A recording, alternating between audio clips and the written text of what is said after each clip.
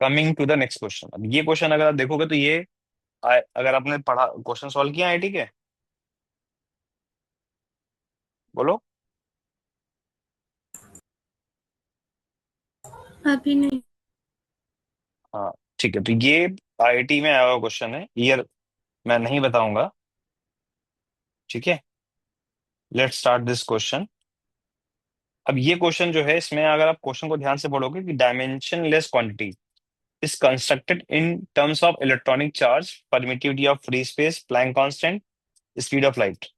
If dimensionless quantity is written as this, dimension is equal to ये लिखा हुआ है, e की पावर अल्फा, एप्सिलॉन नॉट की पावर बीटा, h की पावर गामा, c की पावर डेल्टा।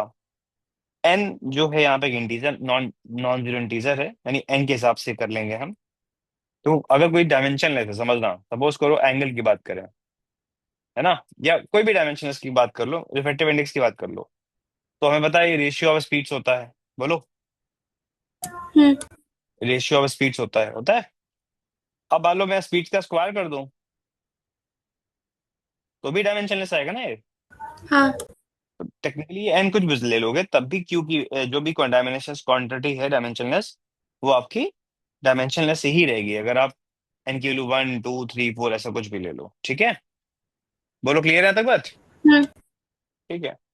अब यहाँ पे हम इसको कैसे सोचेंगे? अब एक तरीका तो बच्चों का होता है सोचने का कि वो पहले एप्सिलॉन नॉट की यूनिट रखेंगे, ये डायमेंशन, फिर प्लैंक कांस्टेंट की रखेंगे, सी की रखेंगे, चार्ज की तो मान लो रख ही लेंगे, है ना। बताओ, यही लग रहा है ना स्टैंडर्ड तरीका? बोलो, हम्म। यही तरीका है ना। बट यहाँ पे तुम्हें एक दिमाग दे दिखाता हूँ मैं, ठीक है। जैसे जैसे आप एच सी को चेक करो, एच और सी, अगर मैं इसमें अपॉन में लेमडा कर दूं तो क्या बन जाएगा? एनर्जी। Energy energy. बन जाएगी, ठीक। और ऐसे ही मैं अगर यहाँ पे एक डिस्टेंस डाल दूं, ठीक है, क्या डाल दूं? डिस्टेंस। और लेट से मैं अल्फा की पावर 2 मान लूं, सोचो, तो याद करो, है ना, चार्ज, अपसाइलन नॉट और एनर्जी का रिलेशन अगर तुम्हें याद हो, तो पोटेंशियल एनर्जी याद करो, के Q1 Q2/R। हम्म। रिमेम्बर? Yes sir. अगर मैं के को ब्रेक करता हूं तो अपॉन में अपसाइलन नॉट आ जाएगा, और मैं इक्वल टू उठा के प्रपोर्शनल साइन लगा देता हूँ। तो आप देखोगे तो Q1 Q2 इज लाइक यहाँ पे ई। अगर मुझे अपसाइलन नॉट को ऊपर लेके जाना है तो क्या करना पड़ेगा? उसकी पावर -1 करनी पड़ेगी, बोलो हाँ या ना। हम्म। अच्छा, नीचे रहा आर की बात, तो यहाँ पे लैम्डा डिस्टेंस है, यहाँ पे आर डिस्टेंस है, तो हो सकता है वो कट दे वापस में, लेंथ लेंथ है ना। तो अल्फा की वैल्यू बीटा की पावर में अगर डिफरेंस देखेंगे वैल्यूज, यहाँ पे अच्छी बात है कि इन्होंने एन बोल रखा है सबने, ठीक है। तो हम ये कह सकते हैं यहाँ पे कि आ, अल्फा में 2 आना चाहिए, बीटा जितना अल्फा में आ रहा है उसका हाफ आना चाहिए बीटा, ठीक है। बोलो, क्लियर है बात?